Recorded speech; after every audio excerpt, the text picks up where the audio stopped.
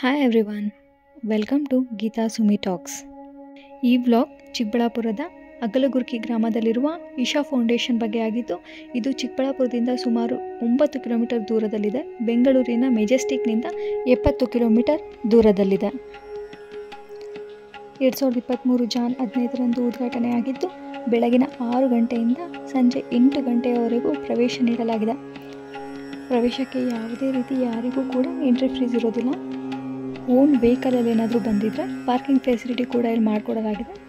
Parking fees 20 ರಿಂದ 50 ರೂಪಾಯಿ ಇರಬಹುದು.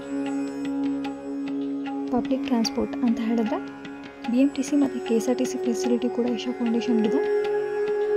ಮೆಜೆಸ್ಟಿಕ್ನಿಂದ ಇಶಾ ಫೌಂಡೇಶನ್ಗೆ ಡೈರೆಕ್ಟ್ ಬಸ್ ಇದೆ, ಬಟ್ ಟೈಮಿಂಗ್ಸ್ ಅದು ಚಿಕ್ಕಬಳ್ಳಾಪುರದಿಂದ ಇಶಾ ಫೌಂಡೇಶನ್ಗೆ ಸುಮಾರು ಬಸ್ಗಳಿದೆ.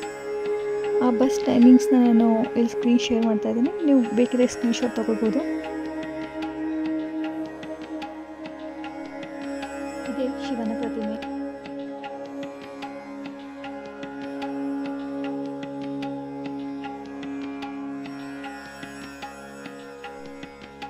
ಇದು ನಾಗದೇವತೆ. ಈ ಶಿವನ ಪ್ರತಿಮೆಯು 112 ಅಡಿ ಎತ್ತರ, 82 ಅಗಲ, 147 ಉದ್ದವಿದ್ದು 500 ಟನ್ಗಳಷ್ಟು ಉಕ್ಕಿನ ತೂಕದೊಂದಿಗೆ ನಿರ್ಮಾಣವಾಗಿದೆ. ಪ್ರತಿದಿನ 7 ರಿಂದ 8 ಗಂಟೆವರೆಗೂ ಲೇಸರ್ ಶೋ ಕೂಡ ಇದೆ. Thanks for watching.